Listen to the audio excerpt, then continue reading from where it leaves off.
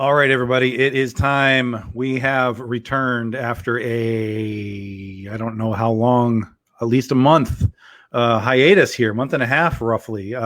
Episode 6 was an epic show with our guest Adam Marcus, and we are following that up with something that we have no idea what we're going to do.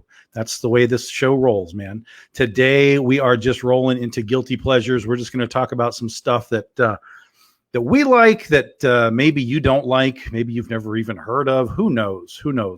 But it'll be a good time as always. I am Tom Hutchison, 1/3 of those movie guys. We are live from, Arizona and Texas and Missouri. So spread around a little bit. We welcome you guys to come in, chat with us. Take conversations, tell us that we're crazy, tell us that we're wrong, tell us that we're right, whatever. There's no wrong answers when you're talking about movies. Returning to the show with me, of course, is Jim E. Noble.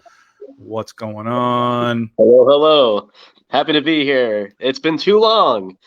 Yes, it's been like a month and a half. It's been like 6 weeks since episode 6. So we got a lot to catch up on. Although not really, because no movies have been released. Everything's pushed back. So that's why, Wonder Woman came out. That's a different show. Because that is no one's guilty pleasure here. No one.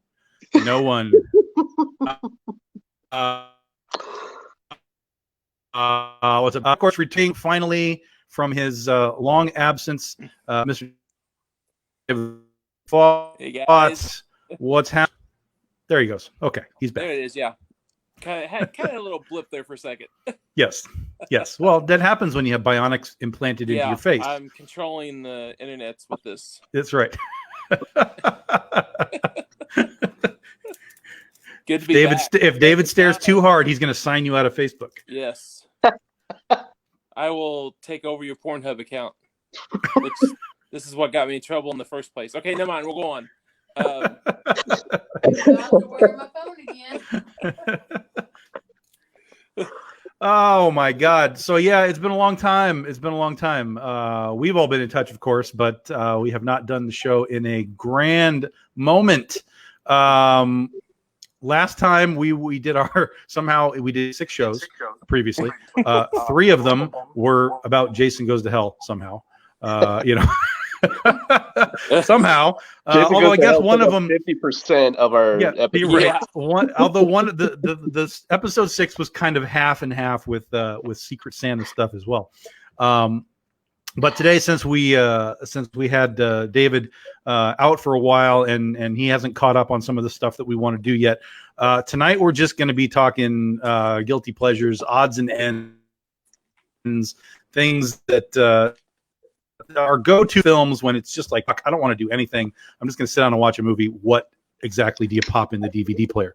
What we're going to start with, though, is actual movie news, because actual movie news did happen today with the release of the Godzilla vs. Kong trailer. How many times have you seen it, Jim? And I know you're going to say 1, and I'm going to be disappointed. I saw it twice only because of the fact that I had to go back and rewatch it because I thought I cut it off too soon. Like I thought at the end when they were like showing like the title, like I thought in the end they were gonna do like one of those trailer things where they add like a little last like millisecond thing. Yeah. So I was like, hey, did I miss something? Let me go back, and I rewatched it. Dave, did you even get to see it? Were you able to even? Oh yeah. Like I saw it 4 times. Like, but like, did you see it, or did you just kind of like, hey, that's green, that's Godzilla? I was like, oh, okay, so you got in there. Farmiga was back. I was hoping Farmiga would be back in it. Who? And I was like, the girl from King of Monsters that plays on The Conjuring. Farmiga. Oh, Vera Farmiga. No, she might, but yeah. I would assume at this point she's probably in prison somewhere. Since she tried to destroy the world and all that. Yeah. So I'm thinking. So, okay, my question is, I want one question on it real quick. Is the little girl at the beginning supposed to be Millie Bobby Brown when she was younger? Like, is that going back in time? No, that's a new character. Well, that is a flashback sequence, but to some degree, I don't know exactly how much. But no, Millie Bobby Brown is actually in the movie. You see her in the trailer later. So she returns, her dad returns, and which is funny because that dude was in the Peter Jackson King Kong movie too. Yeah. So he's actually been. I think he's the only actor to be in 2 King Kong movies, which is like ridiculous to me, and I love it. So the trailer, I'll be honest. The first time I watched it through, I was like, okay, but I think a lot of that was because so much of that footage was on all the little like teasers that we were getting like the day before. I was like, well, I've seen a lot of this, so it didn't really do a whole lot for me. But then when I saw it again, particularly right at the beginning, I was like, oh shit, did I just really see that? And there's spoiler alerts here, guys. If you haven't seen the trailer, just deal with it or whatever. Right at the beginning, it was fucking Mechagodzilla, like flying over the city and destroying it. I was like, holy shit. Now, I didn't really that part, the fact that he was in it was not surprising. The fact that they showed it was surprising. Now it was like, I mean, literally a blink and miss it scene. But it's there, 100% it's there. And then there was another shot later where there's a Japanese dude standing in front of the screen, and the screen behind him has some kind of like monster on the screen that's saying like charging power or something like that. So I'm like, well, obviously this guy is like making the thing or running the thing or something. So the fact that they actually dropped the Mechagodzilla stuff in the trailer was a little surprising. Even though the toys were spoiled a year and a half ago. Yeah. Whoops. Watch out for those Lego set boys. Yeah. So I was kind of like, oh, okay, but yeah, it was a little interesting. And I think the weird takeaway from all of this, I don't know if it's weird. I mean, I guess it's what the trailer says. And there's so many normals out there that don't really know what's going on. The weird takeaway from the general public is like, oh my God, why is Godzilla a bad guy? And I'm like, oh no, you're dumb. You don't understand what's happening. Thank you. Please watch it again. Please watch it again. Please watch it again. Please watch it again. Yeah, that's right. Damn peasants. What is wrong with you? Haven't you seen all of the other Godzilla movies to know what's going on? Jeez. But yeah, no, I mean, I guess the normals wouldn't really understand the throwback elements to the original movies and to why Godzilla is bad. Although I have heard a few different theories, which I like. There are a few theories that I like, but again, all of them really tie back around to previous films, whether it's the old Showa stuff, whether it's the most recent Millennium stuff. All of it kind of ties together in their theories. And why not? Because King of the Monsters was basically just a rehash of the original Ghidorah, the three-headed monster, whatever. So we're definitely going to be getting what is going to be called a fan film again, which is what King of the Monsters was called. And I have no problem with that.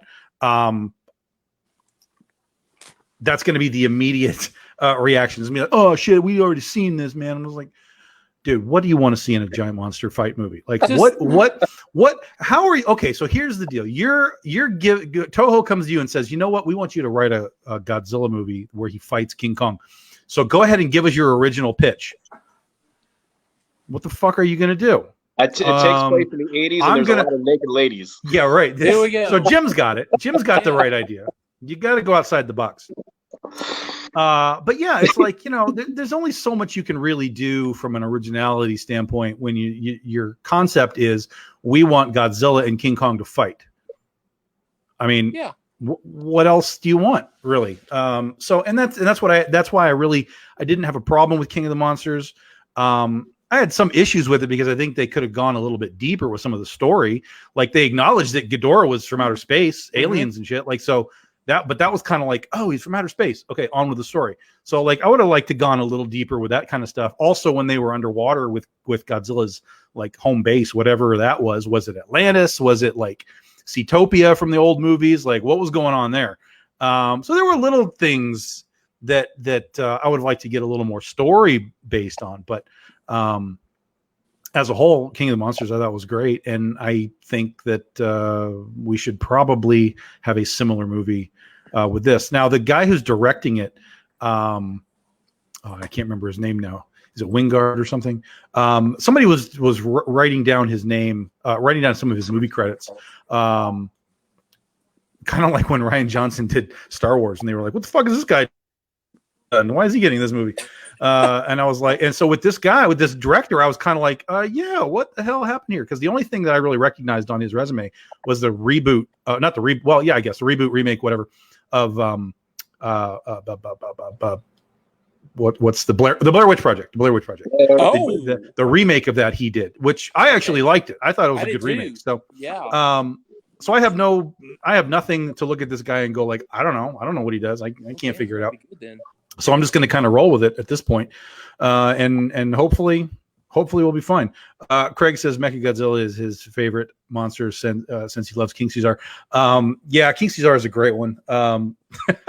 Where there's so many deep cuts these movies could make, but when you're licensing Godzilla monsters at probably $5 million a shot or so, you can only license so many before you have no chance of making your money back.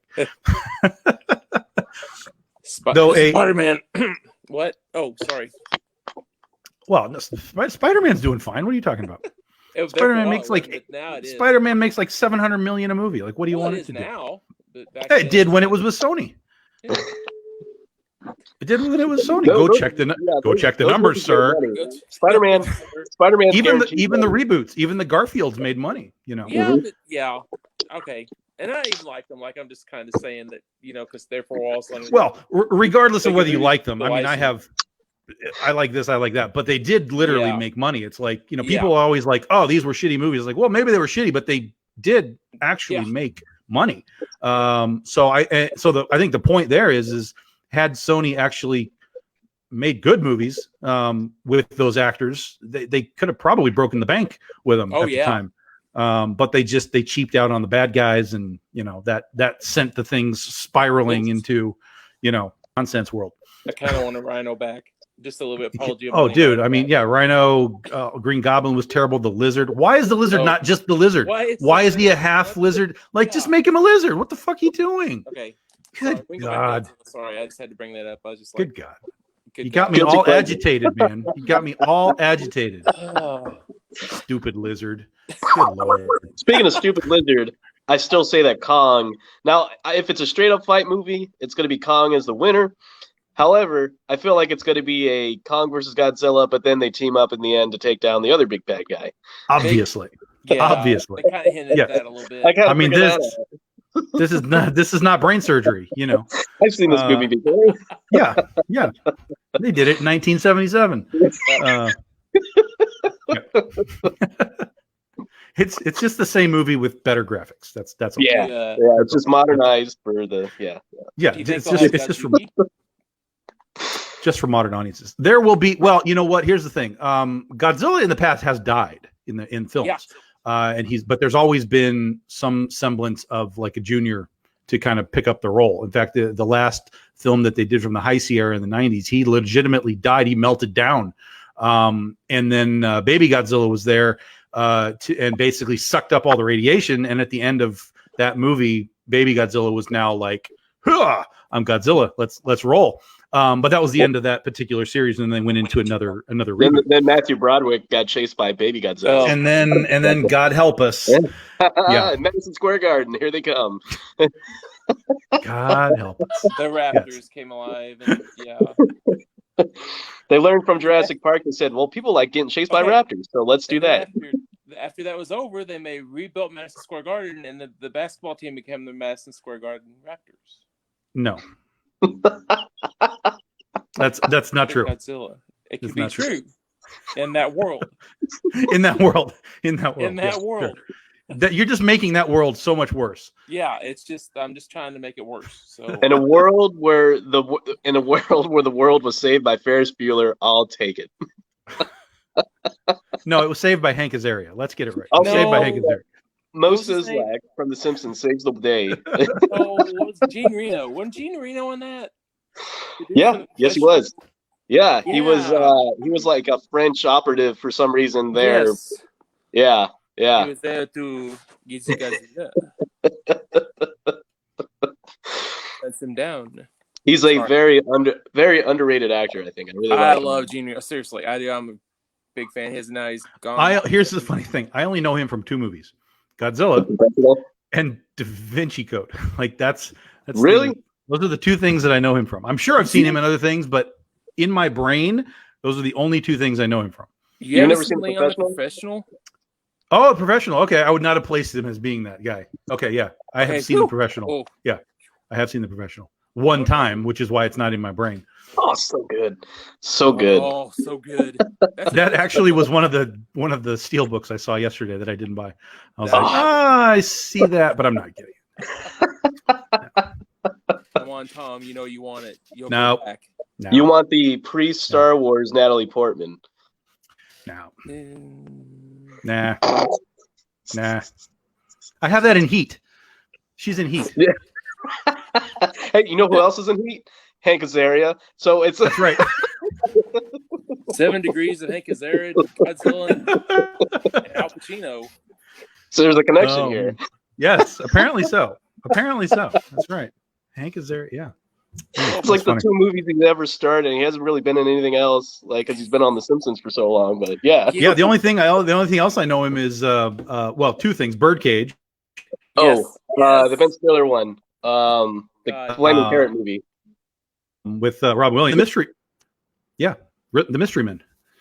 He was Mystery the Man. Yeah. Blue Yeah. Raj, Yeah. the Blue Raja, throwing forks around. Yeah. Freaking Birdcage is one of my favorite movies of all time. I swear. My favorite Robin Williams movie. I swear. I love that movie. Jumanji. Fire. Jumanji. And Jumanji. Jumanji. I wore the VHS recorder out, rewinding Jumanji. This is back when the VHS recorder was separate from the VHS player. I had What? one of those. The VHS recorder? No, you mean the rewinder. Yeah, that's what I mean. Yeah, the rewind. Yeah, you said recorder. I was like, what? No, Well, that's that doesn't the make any recorder? sense. Yeah. There used to be a rewinder. Like you used to get a speedy rewinder. You know, they were made for like video rental places. You could like stick it in the rewinder, and it's like, and you're done. Yeah. Yeah. I remember. The first time early in the days of VHS, we had. What did we watched? Aliens, or not Aliens, but Alien, the first Alien. Ooh. I don't know how that happened. I was like 8 or something, and the babysitter was like, "We're going to watch Alien." I was like, "Okay, what's this?" So I watched Alien, and then so it's 2 hours, and I'm watching Alien. It's like, this is fine. So she says, "Okay, so we're going to watch something else, but we have to rewind this one first." And I was like, "What the fuck? I got to sit here for 2 hours while you rewind this thing now?" And she was like, "No. The rewind goes much faster than playing." I was like, "Okay," so that was fine. But I was an ornery little shit of a kid. Like, I don't want to wait 2 hours to watch the next movie. Just put it in there. No, we have to rewind it for the video store. And it's like, they can rewind it. No, that was me. All those stickers, be kind, rewind, that's because of me. Because I wouldn't do it. You're gonna get charged the rewinding fee. Oh God, there was a rewinding fee. You remember it was like 25 cents. Yeah. That's Oh my God, I forgot about that. So ridiculous. So ridiculous. Like, really? You're gonna charge me? It's like, it's your job to rewind these movies. What else are you gonna do? You're just sitting in the store all day anyway. Just one rewind. job. You're staring at the Young Guns 2 poster, thinking, is anyone ever gonna rent this movie?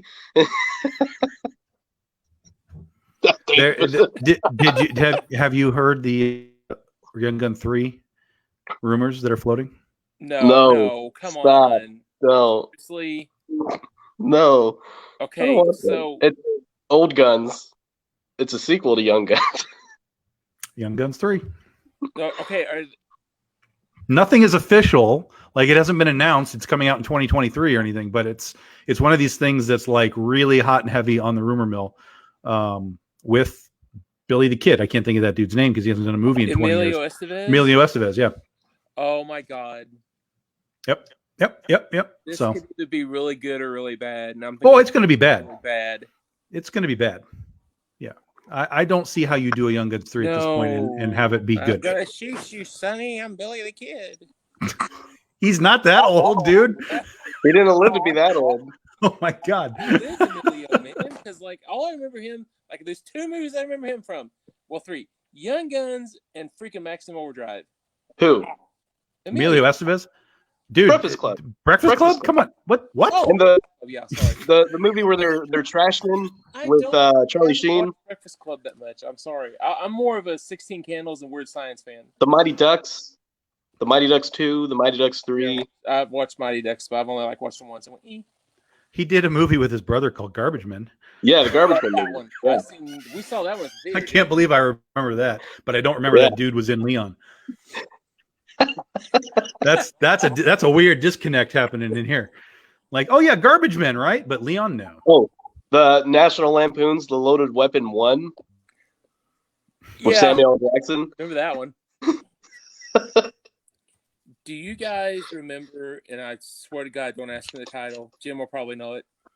Do you remember this? They done the parody movie of Silence of the Lambs, and it was Dom DeLuise playing Anthony Hopkins' part. No. Yeah, like he jumps up in the cage, he goes "Yee-yee-boo," and jumps upside down in the cage because, like, Anthony Hopkins is always doing weird shit in the cage. And yeah, it was bad. Yeah, look it up. There's a movie, I got it. I'm looking at that. and I cannot remember the title. Chris is looking it up too. It had Dom DeLuise in it. It was a spoof of Silence of the Lambs. It's like Silence of the Hams or something, or Like that. I remember That seeing sounds that like a porn. It's actually goddamn hilarious because it's got Dom DeLuise in it, but he's actually in it a lot. So, Silence of the Hams. yep, it is Silence of the Hams. I have Yep. no idea. That It's on YouTube for free. Amazing. I think. I've never heard of such a thing. It's on YouTube for free. It's I'm looking kind at- of funny. Like it's Dom DeLuise. So if you like Dom DeLuise, you'll like it.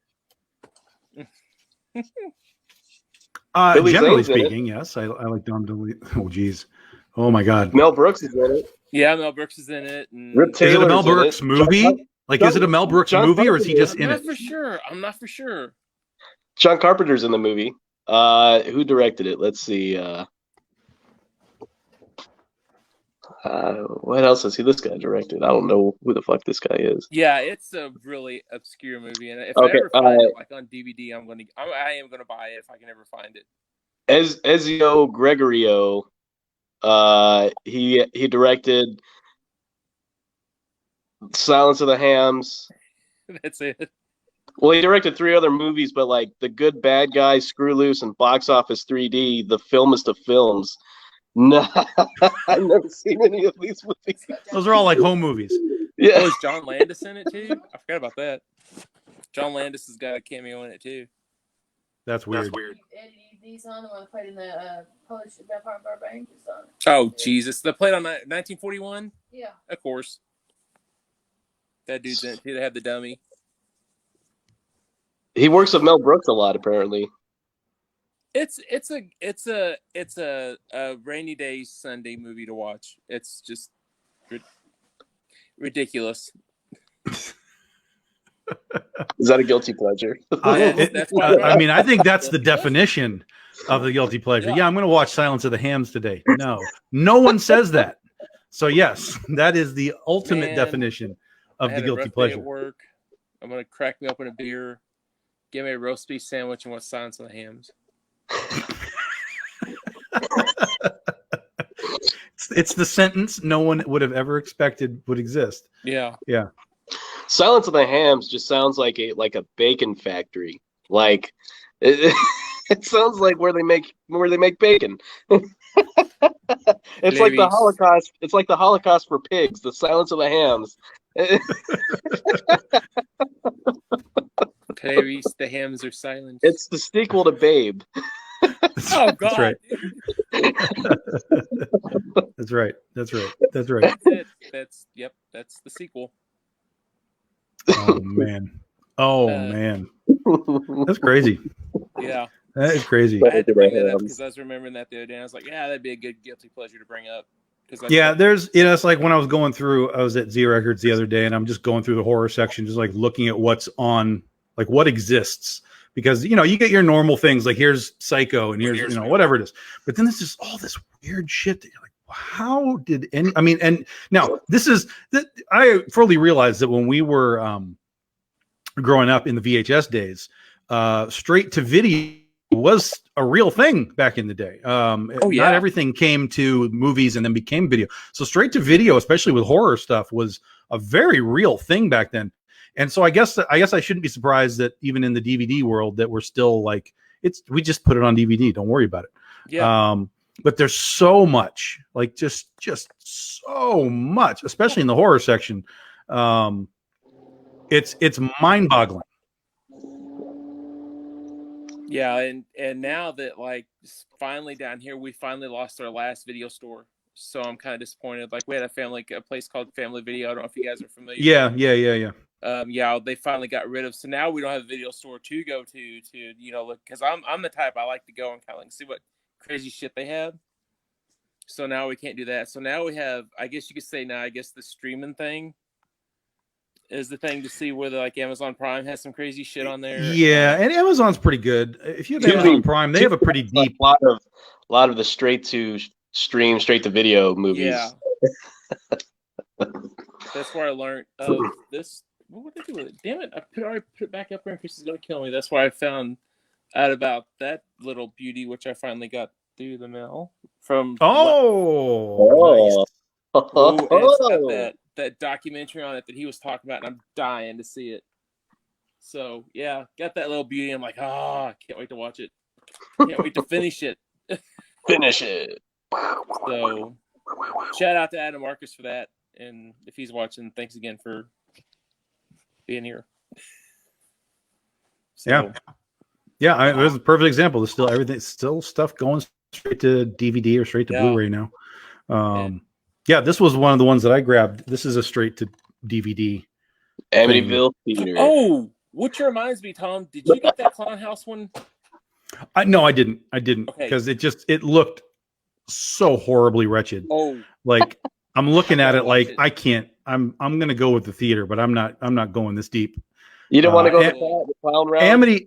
Amityville movies are sketchy to begin with. Yeah. They're really thin on their storytelling. So apparently, though, I will tell you, the Clown House appears to be part of a sort of a rebooted series of a new house, because I've seen two. Because the house that's in Clown House is the same house that was on a different DVD that I saw, but it was the exact same house.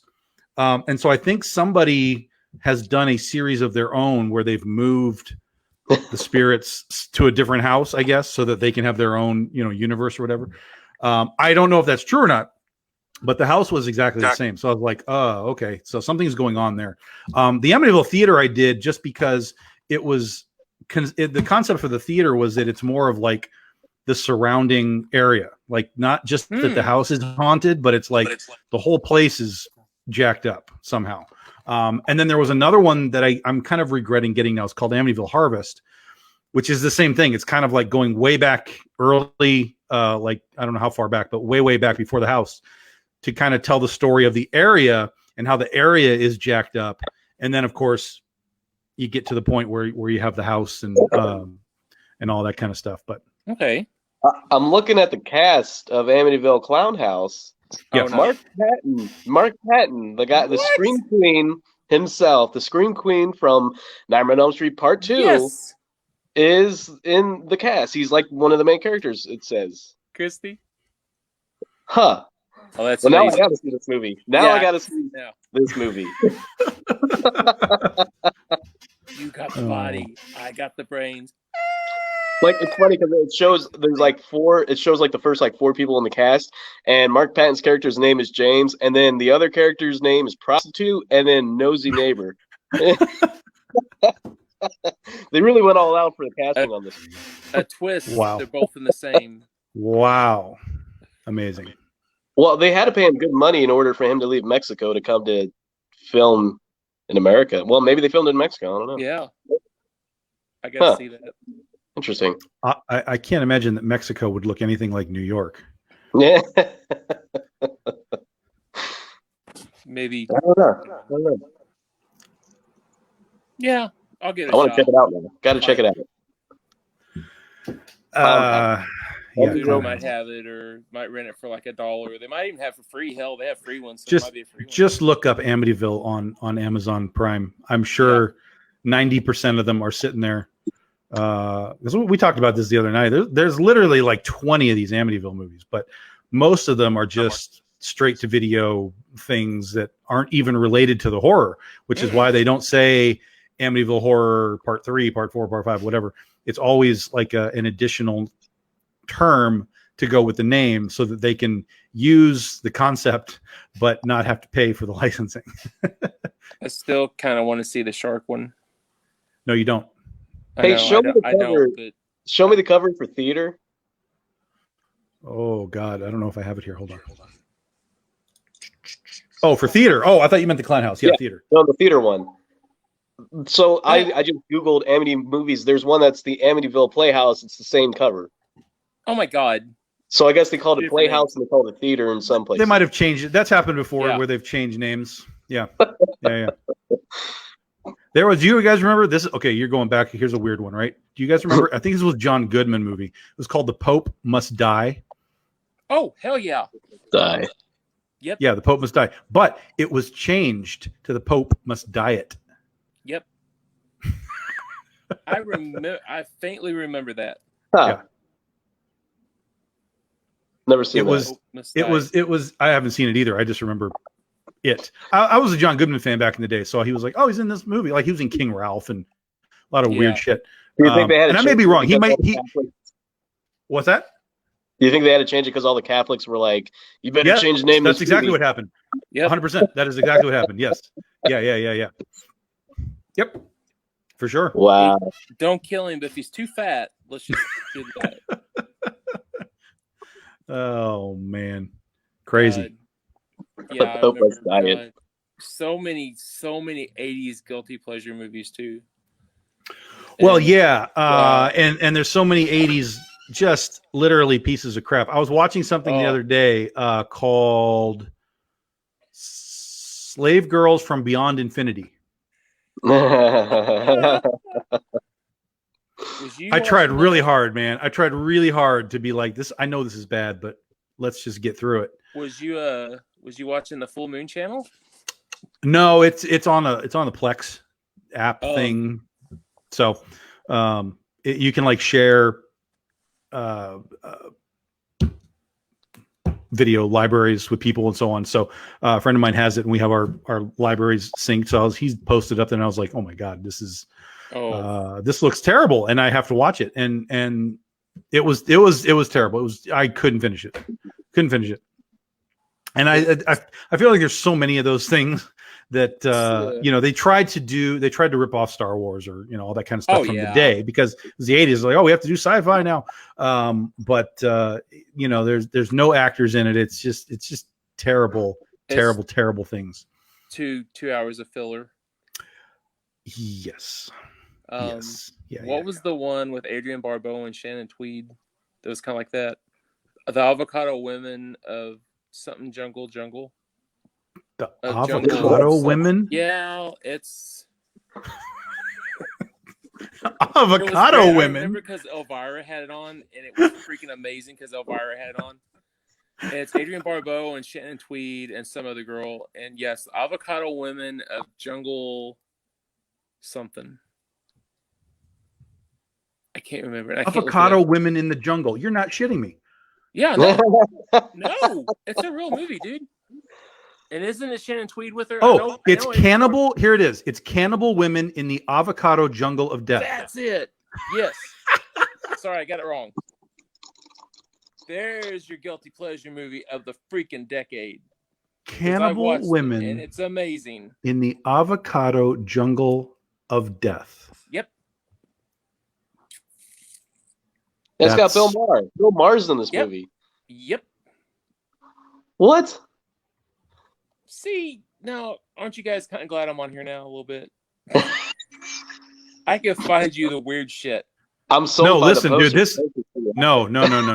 Here, listen, guys. The government hires a feminist at the local university to track down the piranha women living in the uncharted avocado jungle. That is the pitch. So not only are there cannibal women, not only is there an avocado jungle, but there are piranha women. Huh. That's Well, how about frightening. that? That's And frightening. if you have the subscription of Full Moon, they have it on there, and they have it, and they have the Elvira version they played back in the day. So you can watch both. I mean, that's a title, man. That's a I legit know. like What are we going to call this movie, man? Let's call it something with fruit or I got it, avocado. That has to be the only movie on the planet with avocado in the name. Yep. Outside of a documentary. Because I'm sure there's like, how do you make avocado documentaries? But there are no avocado jungle style movies anywhere. That was 1989, man. That's Batman's year. How are they making cannibal women in avocado jungle while they're making Batman? Not only did you get Batman. This just doesn't seem like history doesn't seem to match up there. It was Like I feel like that should have been like 1980. But I no. agree, like this, like late 70s, early 80s. Yeah. Yeah, but no, it wasn't. It was, and that one was a straight to video. Well, yeah. So, yeah. God, what else was there back then? There was the same company I think brought out, what was it, Caged Heat with the women in prison. All those, it was supposed to be the guilty pleasure grindhouse movies. Sure. Oh, the one with what's her name? Yeah. Jackie Brown. Yeah, there was that one. Ted Greer. Yeah. Yeah. Yeah. Big tits. Yeah. Big tips, you say? Yes. They got probably 4 working on it. No. You know, I was thinking of obscure movies that I would watch. That's a guilty pleasure. A lot of the movies that I watch, like I just turn on and then zone out, are somewhat decently well-known movies, but may not be well liked, like Biodome with Pauly Shore. Oh God, I love that. There's so much hate for that movie, and it's like I don't get it, man. Like this is a movie masterpiece. It's got one of the Baldwin brothers. Crazy. Like, what more do you want? And it's got a guy from Die Hard. I mean, come on, it's got everything. Which guy from Die Hard is it? Not Alan Rickman, is it? It's no, it's not Alan Rickman. Oh, okay. It's the reporter guy. Oh, the guy Dickless. whose wife punches in the face.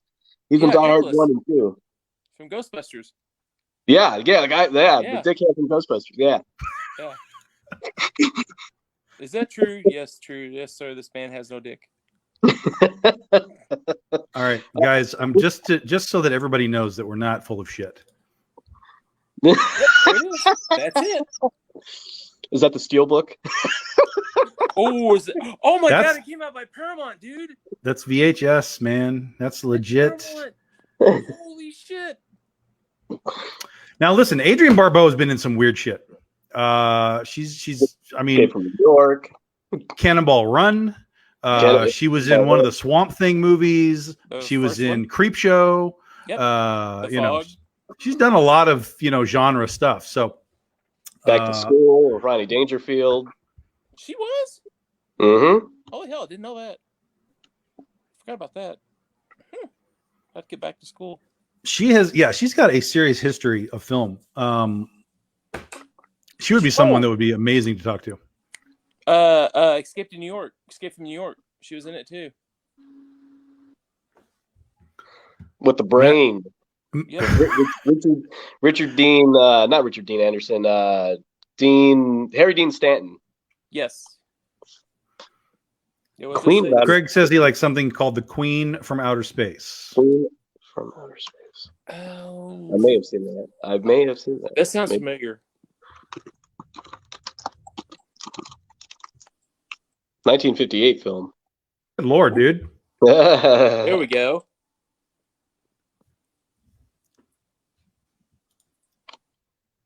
Well, at least it's in color. Oh, unless you're It's- colorblind like David. I am not colorblind. David's not colorblind. He's just No. I blind. know. It was a throwback to I the can- joke you made. Oh yeah, I know. I can kind of see it.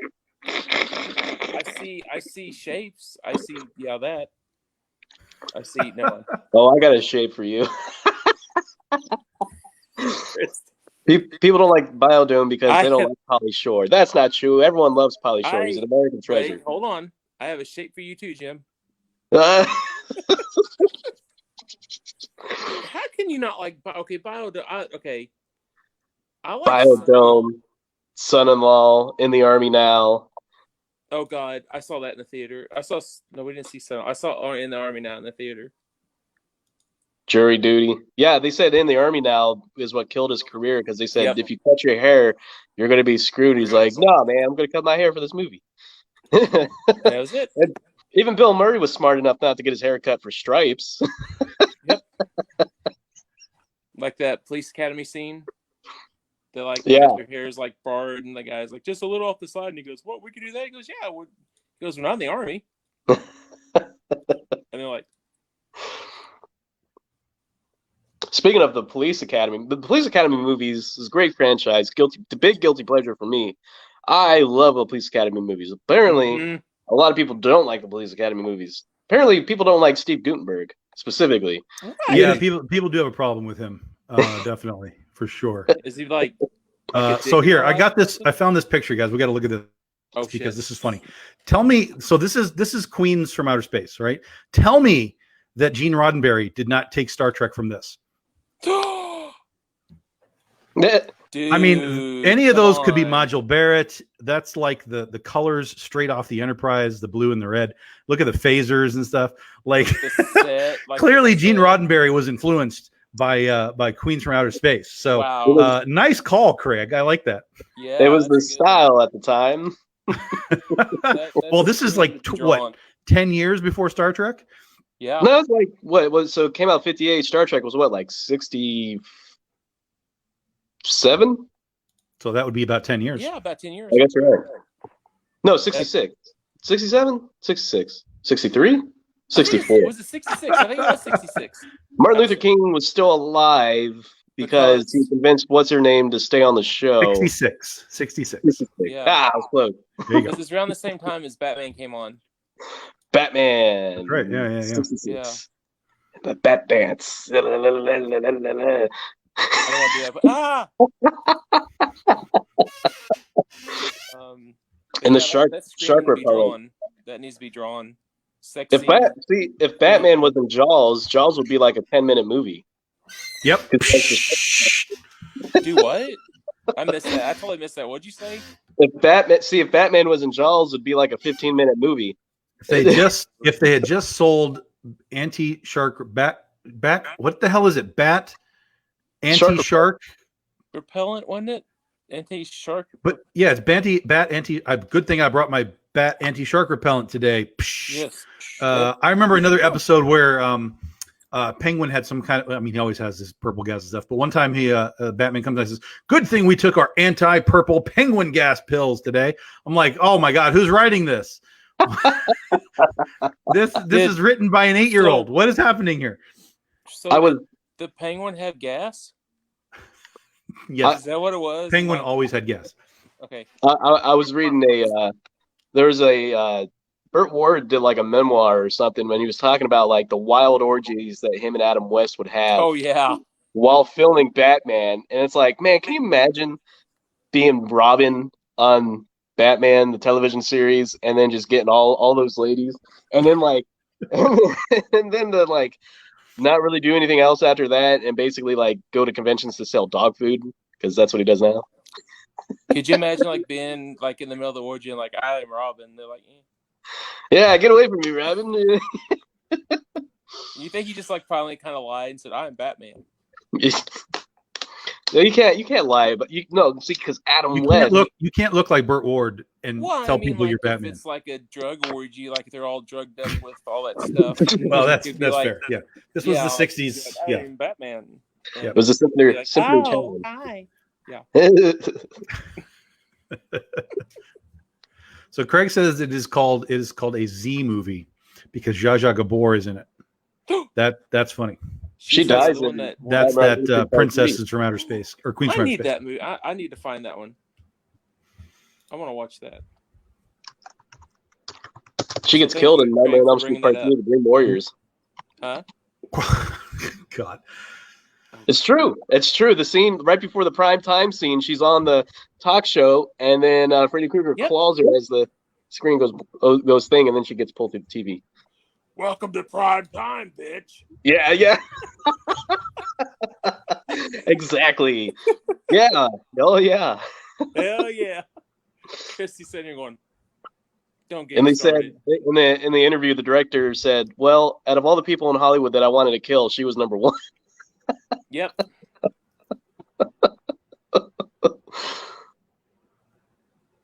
That's amazing. Would you think? Okay, that's a high box office movie, but Dream Warriors is kind of a guilty pleasure for me. Oh, it's yeah. not Well, all of them. I mean, a lot of them. genre stuff is guilty pleasure. Yeah. It's. I think the definition of a guilty pleasure is simply that you know it's bad, but it's just like whatever, man. It's like a few days ago before the Godzilla Kong trailer came out, somebody in the Godzilla groups posted the original King Kong versus Godzilla trailer from 1960s, and I'm just watching that thing, man, and my face is just like smiling. I'm like, dude, this is so fucking funny.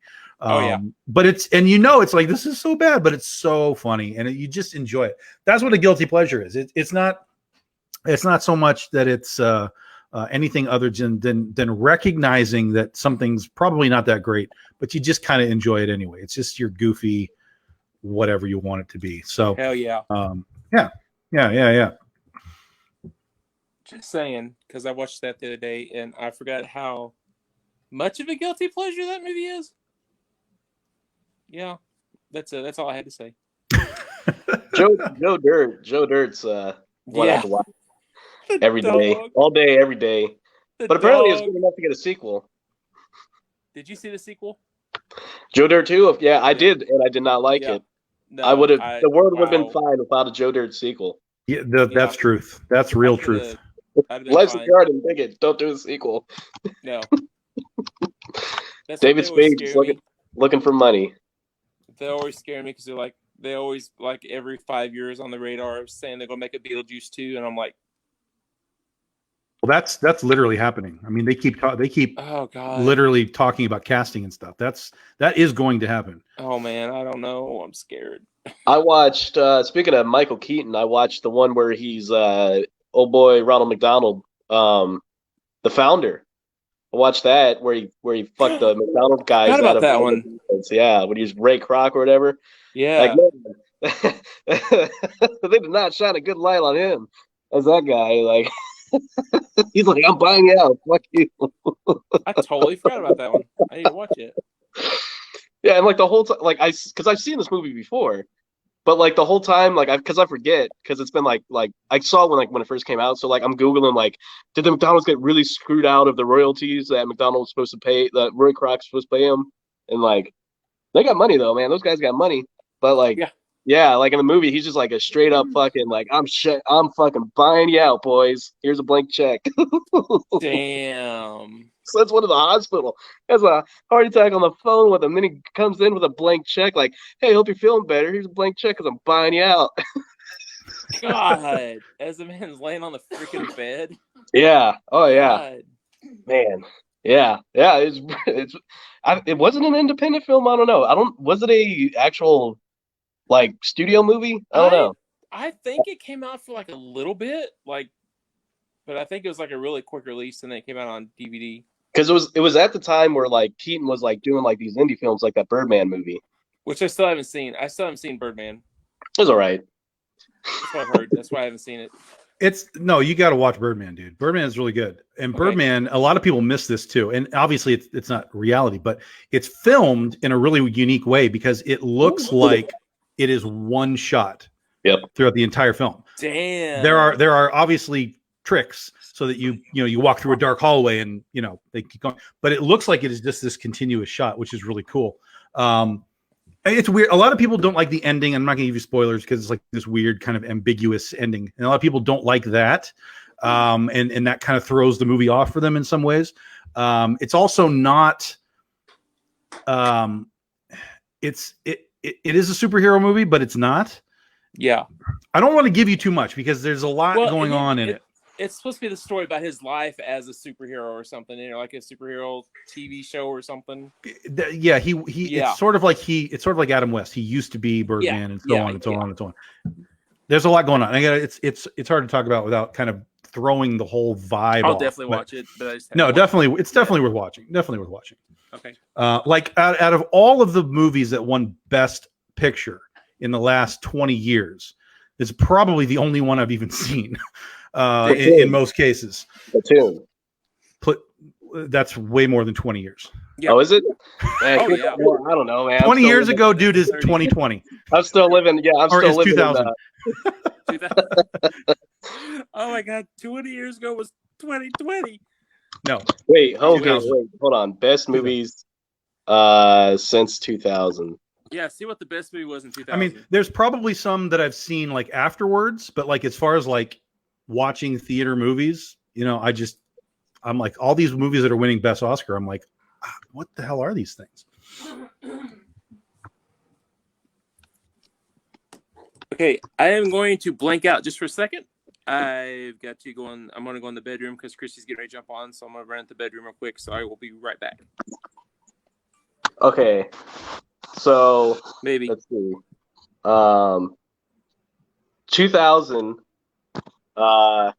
American Beauty.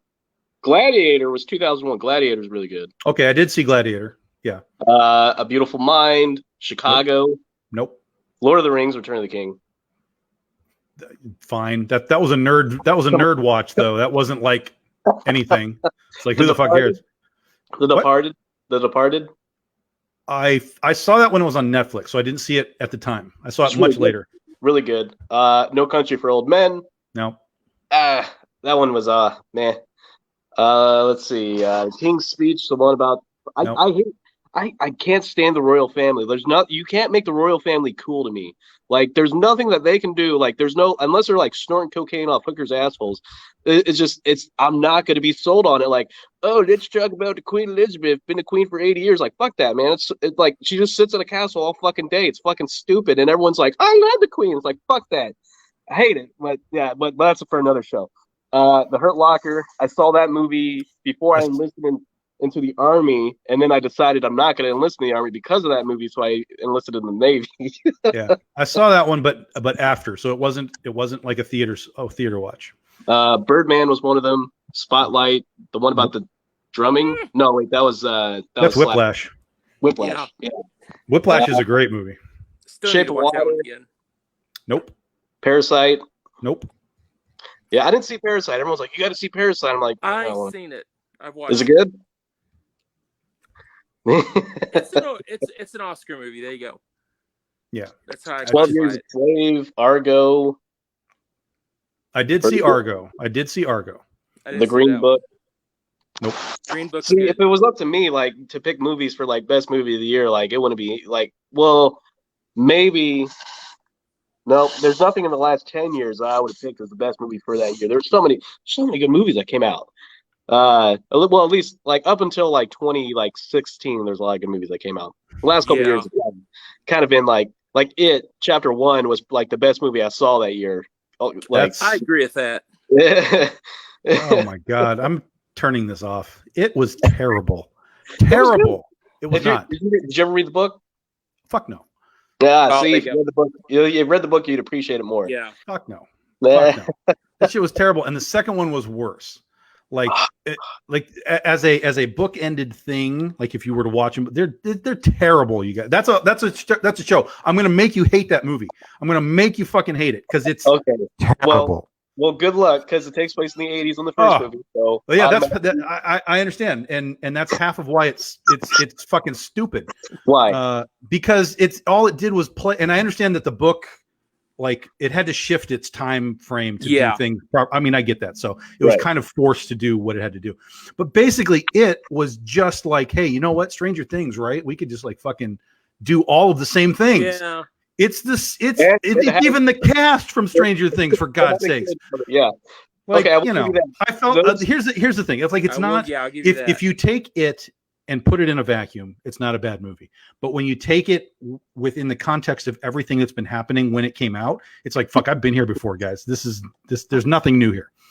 But I think they did an interview with one of the writers or directors, and they specifically said this was written to be based in the 80s before the fact that Stranger Things was even coming out.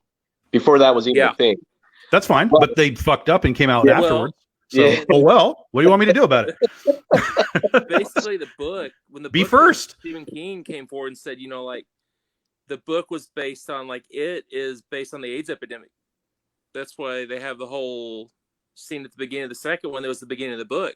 That was the beginning of That's the what beginning of the balloons actual meant book. was it was like the blood coming from infected blood is what it's supposed to be like when they showed the balloon. Yeah, in the book it's But really also, he was on a lot of cocaine, and there's an Oh, incest, and there's kid sex in the book too. So yeah, he's just like, I'm gonna write this scene. yeah, and then they all have sex with each other. Here's your next book, Jim. Changed it to Radder Things. Nah, see, I'm not a Stranger Things fan. I can't. Thank you. That's for another show. That's the TV those TV guys show. I try to every time they bring out a Stranger Things, I try to get excited. And I'm like, okay, I'm gonna watch this. I'm gonna find out why it's amazing, and I'm disappointed every fucking time. I don't know why. It's just The hype. The hype. Oftentimes, if you're not in on it on your own, just finding it on your own. Yeah. And you're surrounded by holy shit, it's so crazy. Like there's no way it lives up to it. Like zero chance. So that's why it's usually always better to just stumble across stuff on your own, because then you're just coming at it. Like I remember seeing it on Netflix. Like, I don't know what this is. But I waited to watch it. And then all of a sudden the hype, 4 months later, it was like, holy God, have you seen the Stranger Things? And I'm like, I don't know what it is. And then I watched it. So yeah, you gotta dodge the hype. And sometimes it's good, but most of the time the hype will just kill it for you, because you're like, I don't know why. Yeah. Like, not necessarily that it's bad, but like, I just don't see the hype on it. That's and then they got and then they got the kids on the con circuit, like, come to this convention. We got the cast of Stranger Things. Like, I don't want to go to a convention and see kid actors, man. Like, Yeah. it's not my thing. I'm good. That was for me. That happened when it was The Walking Dead. All of a sudden, The Walking Dead was a thing, and all of the actors and everybody that played a zombie on The Walking Dead was on the concert, and I'm like, I am so done with The Walking Dead. I was at a con with my dad and his buddy, and we're going through they weren't the A-list celebrities row. It was like more like the C-list celebrity row. Like there was like voice actors, like Phil Lamar was there, and Sean Astin had a booth set up, and the guy from Hercules, what's his name? Kevin Sorbo. And then we're standing in front of this chick's booth, and my dad's buddy goes, yeah, there's no one really famous in this aisle, huh?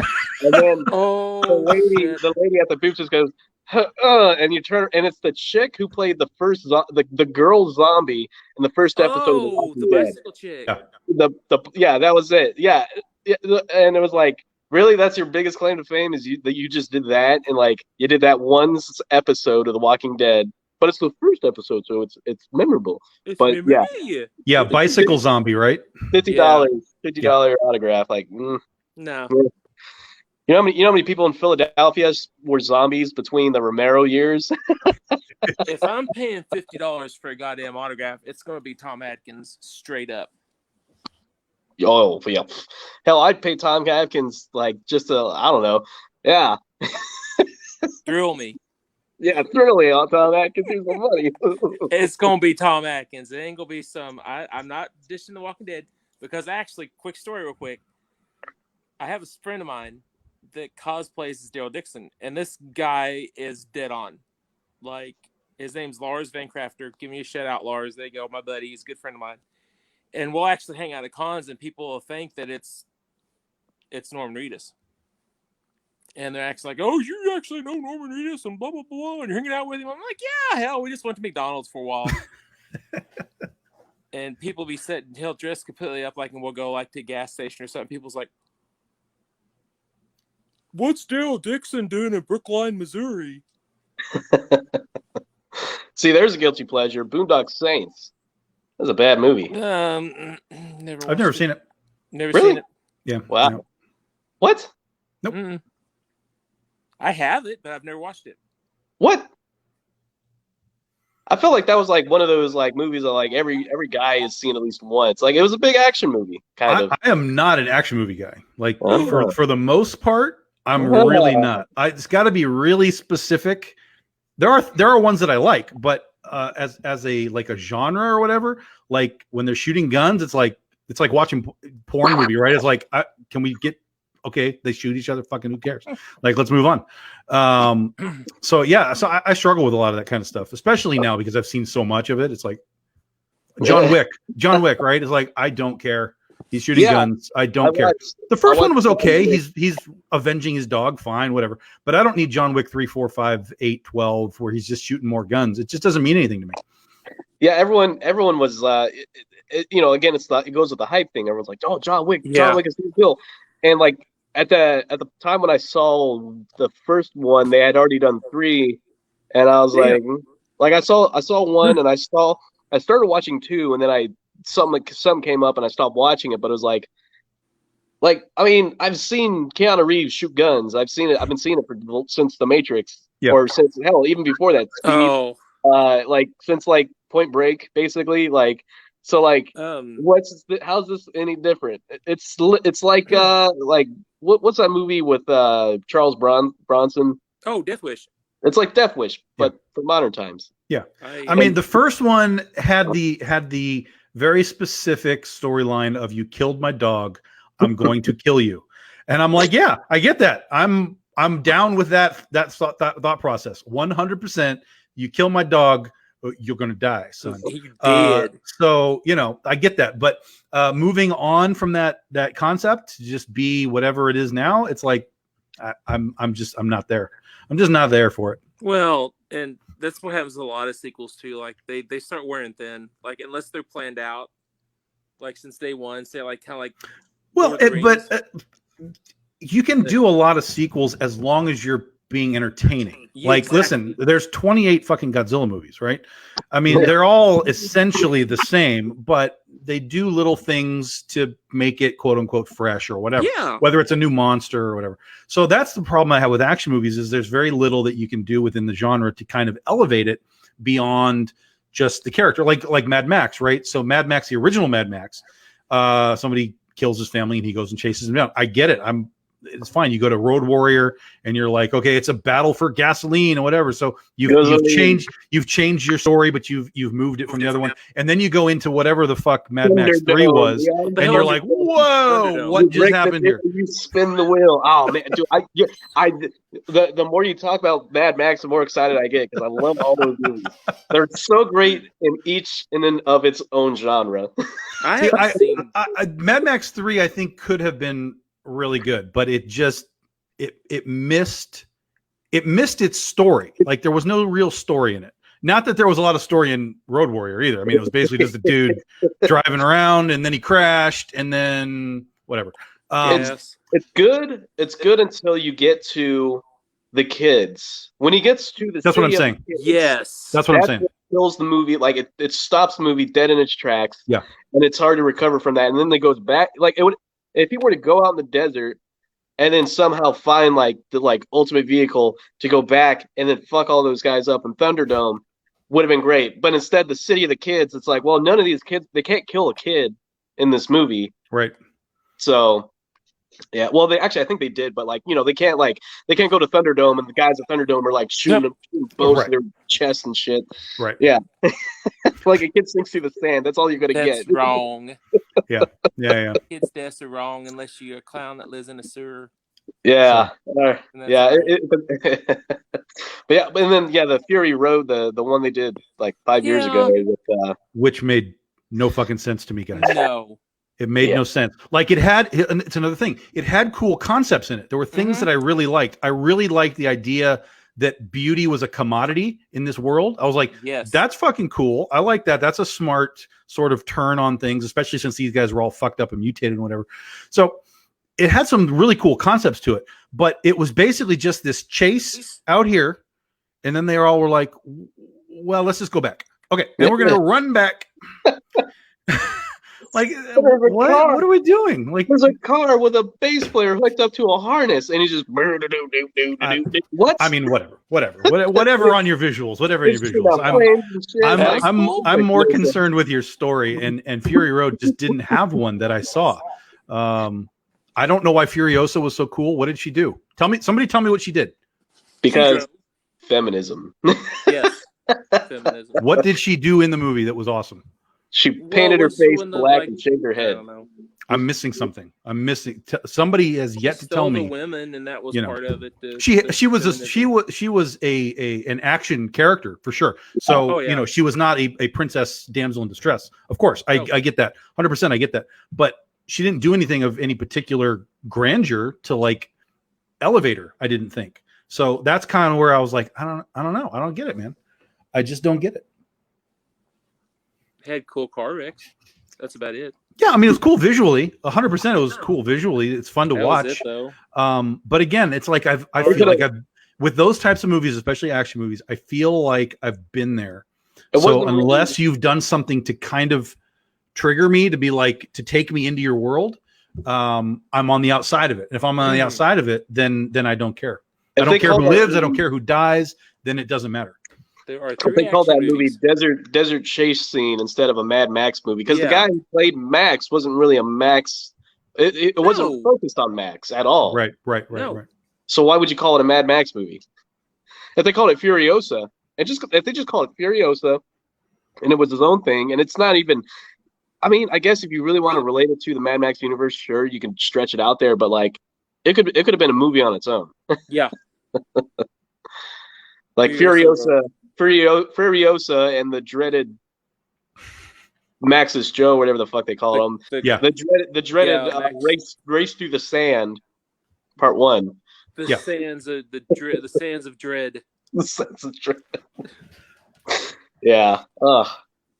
Apparently the post-apocalypse can only happen in Australia, and you run out of gasoline. That's the biggest problem. That's going to be the biggest problem. It's not going to be the drop bears that are dropping out of the trees killing people.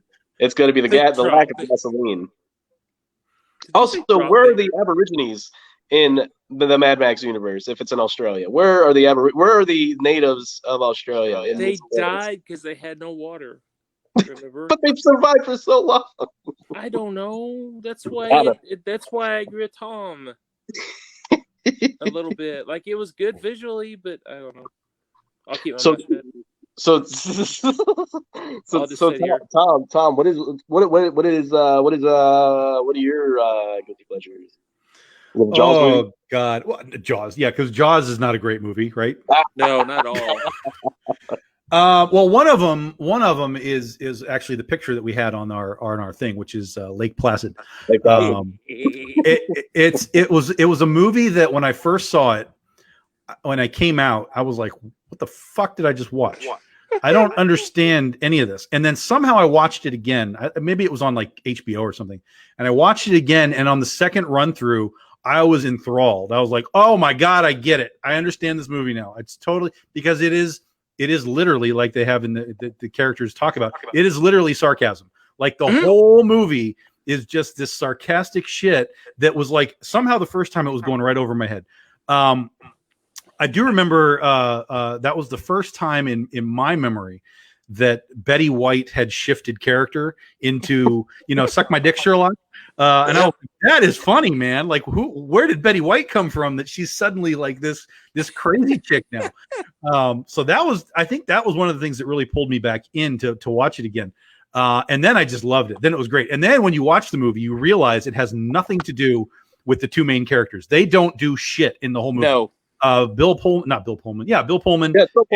And Fonda, right? It's Fonda. Bridget Fonda. They do nothing but fall in love in the movie. It's really about Sheriff Keogh and the scientist guy, and it's really them. That it's their story, which is fantastic. They're such great actors.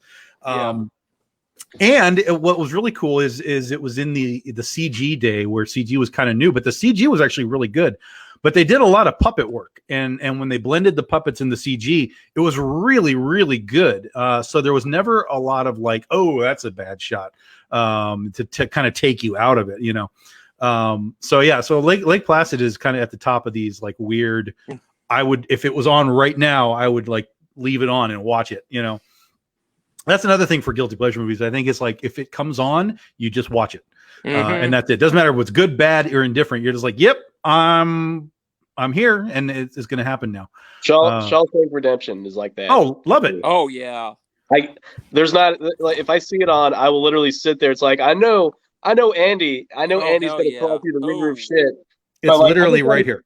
I want to make sure. I want to make sure that he actually makes it out of the prison. Like I gotta know. I just gotta know if he makes it out. And what's gonna happen to Red? I don't know. I gotta see if he gets paroled. Yeah, it's such a deep character story, and beyond the character story, the dialogue and the acting is so just like, bing. Yes. It's so perfect. It's amazing. Like to me, I just watched. We just talked about it before the show. I just watched Django Unchained the other day. Oh, And I'm not a huge Tarantino guy, but that one, it's so fucking good. The act between I'm not gonna remember their names now. Jamie Foxx and who's Christoph Waltz. that Christoph guy, Waltz, yeah. Yeah. So good. He is so good. Christoph is so good. Jamie Foxx is so good. Together, they're like, this is like, oh my God, this is amazing. And so I love that movie a lot too. It's really good. It's a really yeah. good movie. It's so weird to me that he made that's like so basically perfect. And then he shit his pants with Hateful Eight. Oh, Like, what did you do, man? You made this awesome Western and then you made this really shitty Western. Like, what happened? it was like all Everyone the wanted shit he it. had left over. I Just think- like, I'm done. I think it was because the expectation of it's gonna be like the Django, but with a different cast. Like, and it was nothing like that. It was just Nothing. all they're gonna do is sit in this cabin the whole movie and talk and say racist shit to each other. It's bad. It's bad. Yeah, Jack, I did see Crawl. You guys, Oh Sam God. Raimi? Oh God. Was that the one Sam Raimi did or produced? yeah, with the alligators in Florida. Yeah. Oh, Kroll. Okay, I was thinking the guy with the No, that's snake- Crawl. That's Crawl. Yeah. No, We've Kroll seen was Crawl like- too. This is Crawl. Crawl is about Florida, where it's flooding in Florida, and the crocodiles get underneath the house, and they By the gotta way, they gotta so survive. There's barely any houses in Florida with basements because of various. Well, it's a crawl. Yeah. It's a crawl space. It's Yeah. more of a crawl space, but yeah, Oh, okay. Yeah, it's yeah. That's So why that's it's like kind of Crawl. called Crawl. That Yeah, was- Ah, that was actually the guy it's a Okay. pretty that- big crawl space, in fairness, but it is supposed to be a crawl space. Yeah. which I love. Like it's the guy. Was it produced by Sam Raimi and the guy that directed the new Evil Dead and Don't Breathe? It's that crew. Yes. yeah. I love. I'm sorry, the new Evil Dead. I love how that guy handled that. I love it. So yeah, when they said he was coming out with Crawl, I'm like, yeah, and it was. Yeah, I like Crawl. That's all I'm gonna say. It made a lot of money Did it really? on a budget of 13.5 million. It made 91.5 million. What? Wow. Wow. No sequel though. No sequel. No. Well, they don't no. need to be. It's good. But it made enough money to justify a sequel if they wanted one. Hmm. And they could probably do it in Louisiana. Yeah. Just it's a hurricane. Here we go again. Yep. Yep. Here Yep. come Every them few years we've got a alligators. hurricane. Yeah. Here come them It's like- alligators. I think it was just called Crocodile. That one was really bad. That was a bad one. Remember when like Oh. Komodo dragons was a thing when people were like watching those Komodo dragon horror movies because Yes. they're real, but like in the movies like they were like 10 times the size. They would like Oh, chew on a car. the snakeheads, the snakehead fishes from like that were somehow coming to America from Africa. Yep. And like some of them came over here, and then like Sci-Fi Channel was like, "What, snakeheads? Okay, you want 5 of those movies? Here you go." Here we go. It's like, oh, what's the one with the giant mosquito, Skeeter? What? Yeah. Oh yeah. It was yeah. it was a That part was of the so bad. it was a part of the big bug horror movie phase where they did Skeeter, they did ticks, Eight-legged Love freaks. Ticks. Eight-legged freaks. Eight-legged freaks. Yes. spiders. Oh man, David Arquette. Speaking of David Arquette, I watched that documentary about David. You Can't Kill David Arquette. It's really good. It's on Hulu. Check it out. But yeah, I love the comeback story. But yeah, Eight-legged. I remember seeing the poster for Eight-legged Freaks, and I remember telling my mom. I said, "Mom, we have to go see this movie," because when it came out, I was like 10. That shows you how young I was. I was 10 years old. Oh, Like, geez. Our 10-year-old selves are very different. When I was 10, it was like oh God. Sheena was out, and I was like, Mom, I have to go see Sheena. You're wanting to go see Giant Spiders, and I'm like, I got to go see the Naked Girls, Mom. I was 10. Well, I mean, no, actually, no, wait. It came out 2002. I was 9. Okay, I was 9. I was 9. I was 9. But then, you know what's real funny is like me trying to convince my mom to take me to go see this movie, and then finding out probably like 5 years ago that my mom is terrified of anything. And I'm like, well, why would you agree to take me to this movie and like watch all these, like, because we, like, as a kid, like there's a lot of movies that we watched as a family. Like, how'd you get through all those movies? Like, makes no sense. Like one day, like when I was visiting them in Maryland, I went outside. It had rained. There's some earthworms that were out there, so I grabbed one, and I go inside and I go, "Hey, Mom, look!" And she goes, "Ah!" and then like freaks out. And it's like, we've seen like literal giant spider movies, but an earthworm is gonna get you. Like, I don't Squirm. Yeah, like. Speaking of eight-legged freaks, that was from the producers of Independence Day and Godzilla. Yep. See, it goes back to Godzilla. Well, it doesn't say which Godzilla. I'm going to assume Matthew. Yeah. Yes, Matthew Broderick. And actually, you know, Independence Day is a really good one. I like that one. That's another movie I can sit down and watch that forever. It is one of those movies that is really good. And then what happened with the sequel? Like the sequel is so honestly terrible. Like it's one of those, again, they had a good concept kind of like what they could have done, but the execution was freaking terrible. You know, when they did that sequel, and then Will Smith wasn't a part of it, right? Yeah. If you go back and watch Independence Day, yes, he's one of the leading characters in the film, but if you pay attention to Bill Pullman's, I guess acting, or not acting, but like dialogue between him and Will Smith's character, it's like, like when they crash land with Jeff Goldblum and Will Smith are walking from the wreckage, and then the car pulls up, like Bill Pullman goes, "Great job, Captain." Like, "Thanks, Mr. President." And then then he goes to Jeff Goldblum and he's like, "David, proud of you, man." And then they have like a whole dialogue thing, but it's like his character wasn't really, he was just a fighter pilot that got lucky and survived out of that assault, and then ended up at Area 51, was like, "Well, I can fly it." Like, if it wasn't going to be him, they probably would have gotten what's his name, fucking Cousin Eddie, to fly that thing. Jesus. If Will Smith's character did not end up at Area 51, then Cousin Eddie would be flying. Actually, you know, it probably would have been a way better movie if Cousin Eddie was in the ship with Jeff Goldblum. Although I'm pretty sure like there'd be scenes where like Cousin Eddie's like, "Well, let's just fly it into the reactor," and like Jeff Goldblum's got to talk him down, like, "Oh man, like we got to go back to Earth. Don't you have like 3 kids?" You have like 3 kids. You know, there's an extended cut where that scene where Cousin Eddie's flying up through the thing, right? Yeah. Well, there's a scene where he crash lands the jet and then comes back in his dust cropper, and then fucking flies that up. And it's like, first off, they were miles away from the base to the, you know, where they were. Like, how's that piece of shit plane going to make it that That's quick? why they cut it, dude. That's why it was cut. But it would have him dodging. But taking the Will Smith lead to another guilty pleasure. Here we go. Wild Wild West. Oh hell yeah! Wild Wild West. Giant spiders. Speaking of giant spiders, that's right. Yeah, giant spiders. I don't know what it is about the Wild Wild West, but it's one of those that if it's on, I can watch it. It's not good. It's not good. Guy gets his ass kicked by a guy in a wheelchair with no legs. That's right. Yeah.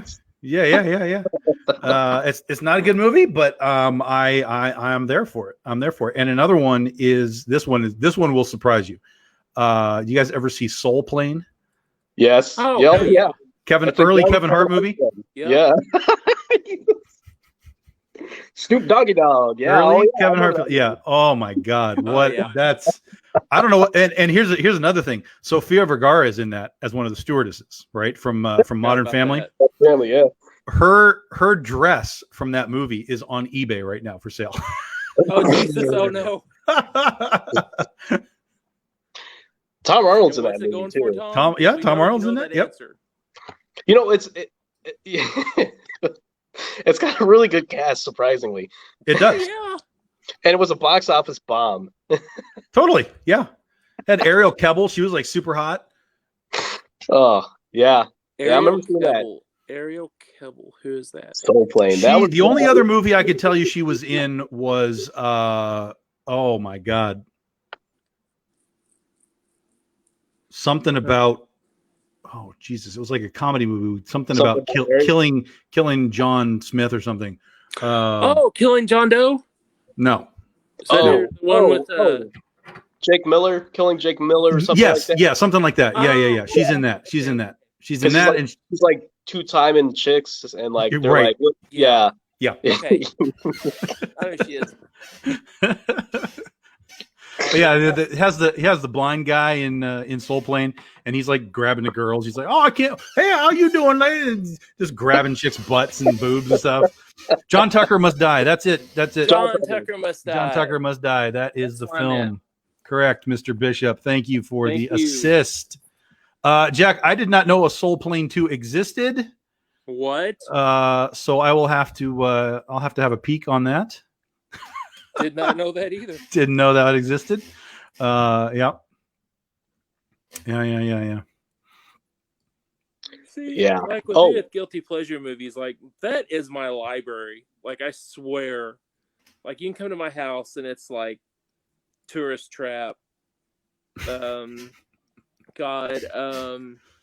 to think of some Blood Games. I Spit on Your Grave. Even the newer ones, I Spit on Your Grave. I've got those. And crap. Like so like Mike if I ask like what's your So you're guilty fucked pleasure? up, is what you're I'm saying, fucked up, David. You're yeah. just fucked. There's something not right in here. Just once in a while that just like, hey, let's buy the $14 steelbook of Christine for tonight.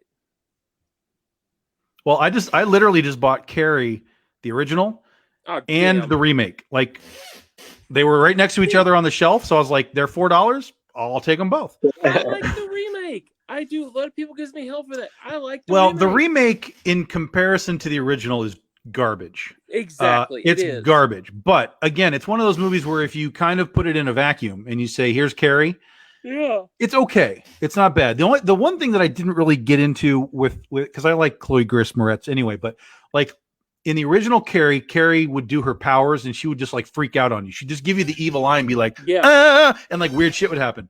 But like with Chloe, she kind of did the superhero thing. She was kind of like, ooh, I'm gonna get you, doing this kind of stuff. And I was like, that's kind of a little weird, but it was okay. I mean, it was fair, but in comparison, it's nothing. No, in comparison to the old one. No, the old one's amazing. I still love it.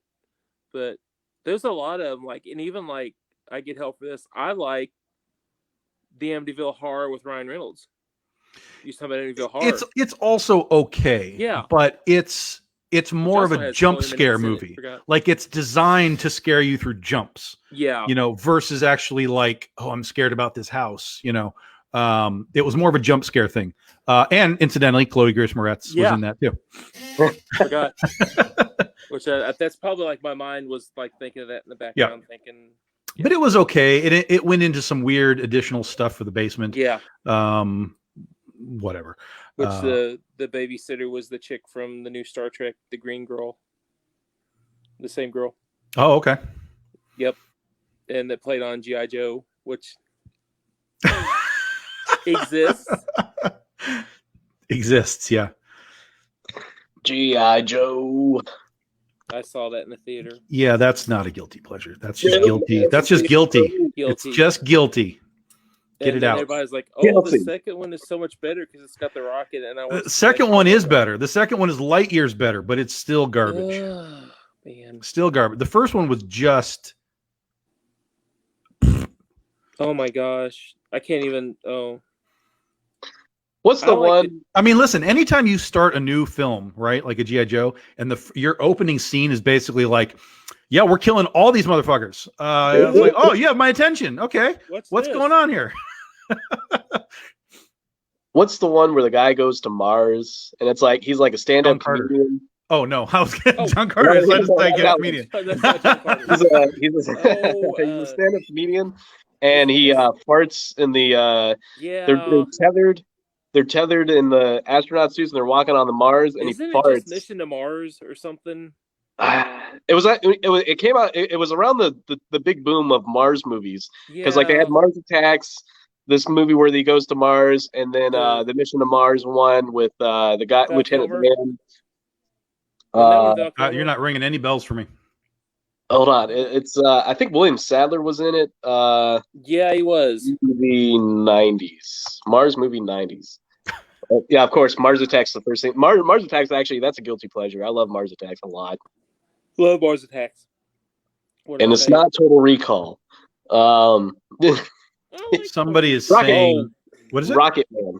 Rocket Man. Rocket Man. And it starred what's his name? Where's his name? Yeah, it was this comedian. Harlan Williams. Yes. Harlan Williams. William Sadler's in it. This is totally out of my sphere of Oh, knowledge. dude. Tom. It's hilarious. It came out in 1997. Yep. Like the funniest scene in the movie, he farts in a oh no, well, okay, there's a couple funny scenes. He farts in the astronaut suit, and then William Sadler's like holding the hose, so it like doesn't like go in his suit, and then it's so stupid. And then the other one, so like they go in the deep sleep, right? They go in the hypersleep, but Harlan Williams is messing around with the monkey. And so, Yes. so his thing shuts before he goes in it. So for 3 months, he spends outside of the hypersleep. So he's like just like watching everyone sleep, and he's like going around. He eats all the good food, and he takes the food and like does paintings on the ship, like artistic paintings, and it's like the one where the atom is touching the finger of God, but it's him and it's the monkey, and they're touching fingers, and then like the president gives him a medal. And then the metal goes down the toilet, and then he goes through the toilet, like he almost gets flushed out into outer space. It's so. I totally forgot about that one. It's really funny. You should watch it, Tom. Yeah, if it's on Steelbook, I'd highly It's recommend it. It's a 25% on Rotten Tomatoes. It's really good. But Freddy Got Fingered is 11%, and Freddy Got Fingered, that's another guilty pleasure. I love Freddy Got Fingered. I mean, never watched it. Oh my God! It's got what's his name? Old boy from Men in Black. Zed. Zed from Men in Black plays Tom Green's dad. Rip Torn, is that his name? Or yeah, Rip Torn. Rip Torn plays his dad, and his dad's just like so fed up with his shit. It's like, look, a doubloon. That's not doubloon. That's fucking soap on a rope, you idiot. It's a fucking soap on a rope, you idiot. It's so good. And like at one point where he's playing the piano, and he has The a sausage stills. That's all I remember. sausage. Yeah. Daddy, would you like some sausage? Oh my God. It's so fucking hilarious. How could you not like that? That's weird. Yeah. Do you guys remember Corky Romano? Vaguely. Yeah. I never saw the movies, but I know what it is. Yeah. Yep. The best parts with the cocaine, with the dog, remember? And like the dog sniffed out the cocaine, and he actually breaks it open, and the dog. That's like the Ernest movies. I have never seen an Ernest movie. Oh, dude. None of them. I haven't either. In fact, the only movie that I've seen with that actor, I think, is Beverly Hillbillies. That's one of my guiltiest pleasures. I love that movie, and I get hell for it all the time. Dude, yeah, Erica Leniak and Leah Thompson. Yes, please. Yeah. The only reason why I like all the characters and all, but the reason why I love that movie, if you sit and watch that son of a bitch really close, all they're doing on there is just sitting there cracking each other up. That's all they're doing throughout this whole movie. Like, if you sit and watch, there is not one fucking scene they're not trying not to smile. And that's what I love about this movie. It's good. I like it. Jeff Green. I mean, I love it. And I saw it in the theater too. And Now I'm going to have to see if there's a steelbook for it. But by the way, Tom, if you find one, let me know, please. If you've seen Toy Story or Toy Story 2, he plays the voice of the Slinky Dog. I know I have not. Oh my God, there's this fucking steelbook. You gotta be kidding. There's not one of Beverly Hillbillies. Bullshit. Oh no, it's the TV show. Ah, damn it. they gotcha.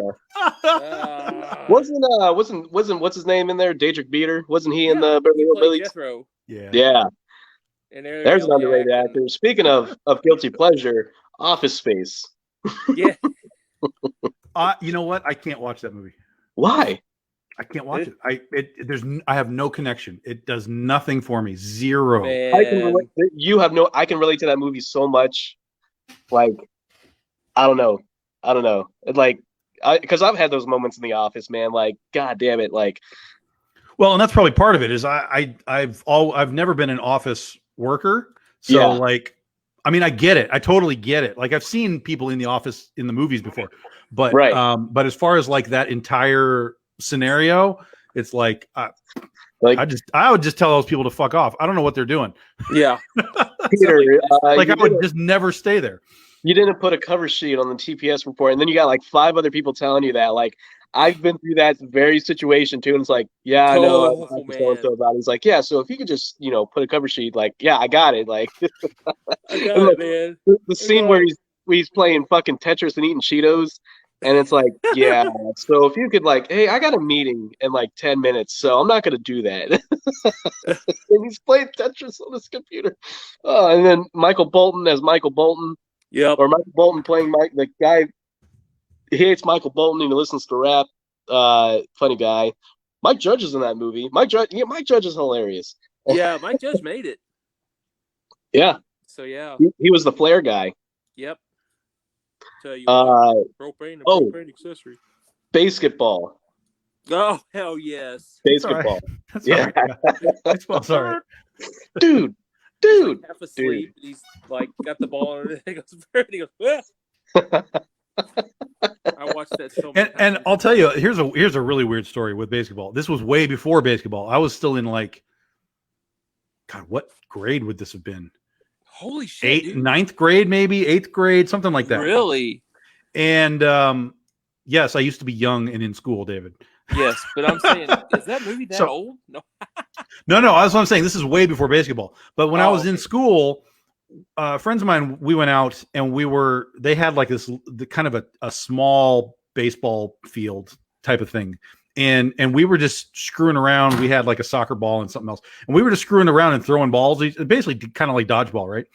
But at one point, somehow we started hitting the ball back with, like, I held a ball and he threw a ball and I hit it and knocked it back out, right? And suddenly it was almost like basketball. It was like we created something like right there. All of a sudden it became this organized thing.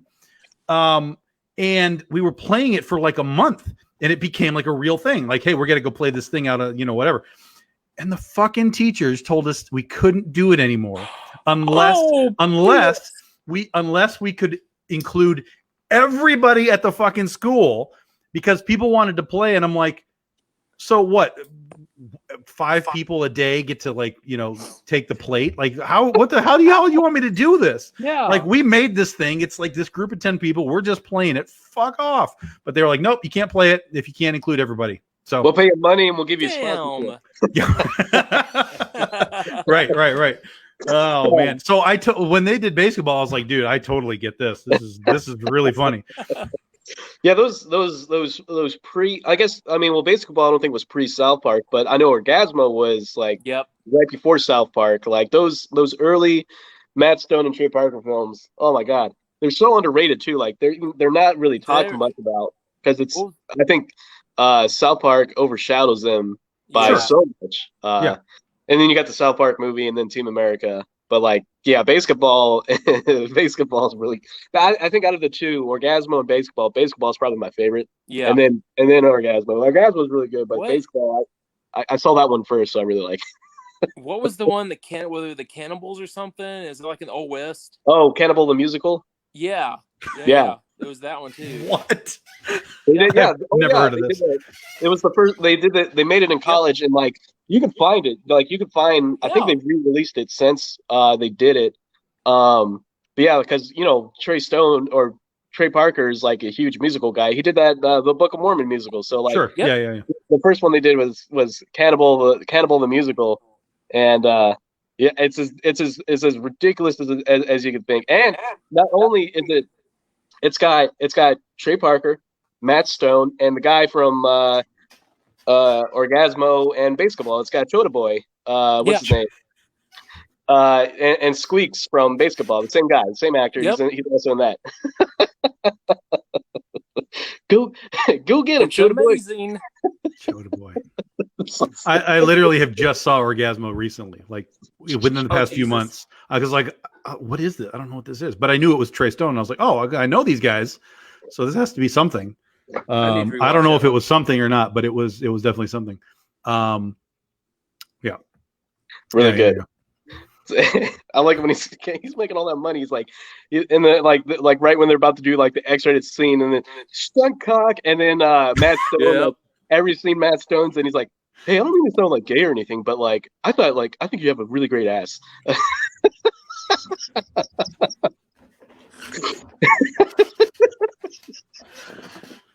Oh God. Oh, my it's God. a classic. It's a classic. So Trish is asking about musicals, and there's a couple that I like. The one that's at the top of my list, and this will be obvious, is Rock of Ages, because it's all 80s music. That's a good But one. I love that movie. I think it's a great movie, not just because of the music, but I think the story is really good. You know, the actual character, what they're doing throughout the whole thing, is really good. So, and even when the singing is kind of off, like when Alec Baldwin. when Alec Baldwin Yeah. sings stuff. Here's the thing that I think makes it okay for me, right? And this is kind of strange, but I feel like because of the context of what the character is, like he's not a singer, he's not a personality, he's just a dude that owns a bar, right? And so he's singing his song to the guy that he's digging on. Like, to me, it's just like, this is what it would be if like a dude just decided to sing to somebody that he like. He's not a pro. Like, so I was like, it's rough, but I'm not worried about it because I feel like it lands where it needs to from a character standpoint. And so I dig it. And then the other one that I like is Moulin Rouge, going back a ways. Thank you. But Moulin Rouge is another great movie. Yes. Ewan McGregor and all. Love that one. Yeah, when they like the I saw that movie, The Rock of Ages, when it was in theater. Yeah. When that scene where they're going from Just Like Paradise to Nothing But a Good Time, like it's literally it's a David Lee Roth song into a Poison song. It's like, I really like this movie. This movie cool. I like it. I take it home. It's like it's got everything I like every band, because I knew all the songs before like seeing the movie. So it's like this is the musical for me. Yeah, the Bye Bye Birdie movies I really like. Because I starred in a Bye Bye Birdie musical. It was an off-Broadway performance, way off Broadway. I'm trying to think of other musicals that I've seen that I really liked. There's only Like that are one movies, for me. right? There's a few. I mean, there's movies that aren't really like musicals that I like too. So, but they have music in them, like Burlesque. I like Burlesque. It's pretty good. Dude. Yeah. It's fine. And Pitch Perfect is another one that I like. It's just music is built into the thing versus being a musical. But Rocket Man, Elton John. Rocket Man was good. Rocket Man was good. I haven't seen it yet. I need to watch it. Yeah, Rocket Man was good. I can tell you what wasn't good though. That one with Russell Crowe, where it's the miserable movie. Yeah, it is miserable. Yes, it was miserable. It is the miserable movie. Yeah. I snuck into the theater. Woof. I had just watched the Django Unchained, and we snuck to the other theater that was showing that movie. And it was the scene where like Russell Crowe's standing on top of the stairs. He's like, "You shall not come into this," and it's like, what the fuck? Did you still get your money there's back? some actors that just can't sing. But again, in that context, right? Even if you can't sing, like in that context of that movie, you have to be able to sing. Like there's no way around it. Like fuck off if you can't do this job. Totally fucking agree. Yeah. Like there's ways that you can, like even with Mamma Mia, right? Like the James Bond dude, like that dude can't sing. But he was so, even in that context, he was so bad that I'm like, oh my, I can't listen. What? No. I can't. I can't hear it. So it really.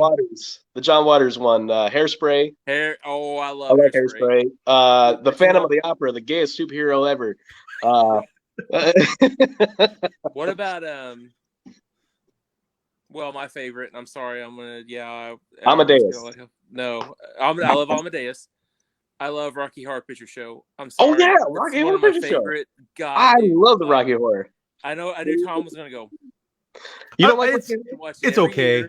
Here's the thing. Like, there's stuff like that people would assume that I would like.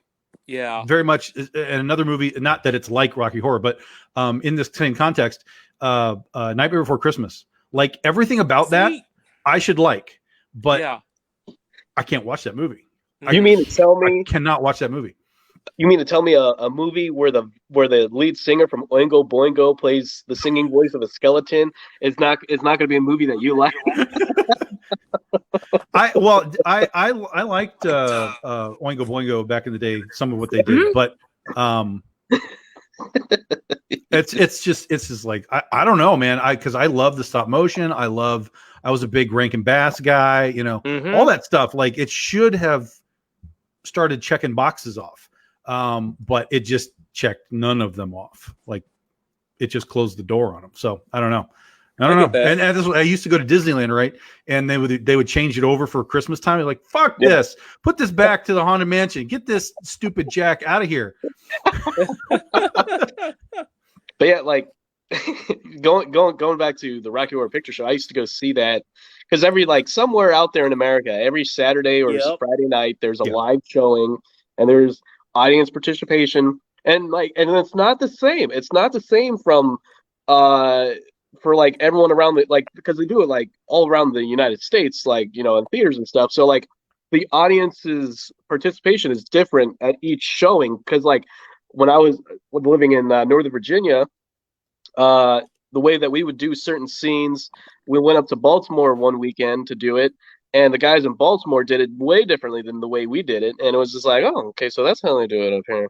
That's what they do up here. Well, I'll tell you what was funny is last year, 2 years ago, it was the 35th anniversary for Transformers, the movie, another movie with music in it. Oh, I know what you're going to say. And so they had these showings on a certain day for the anniversary.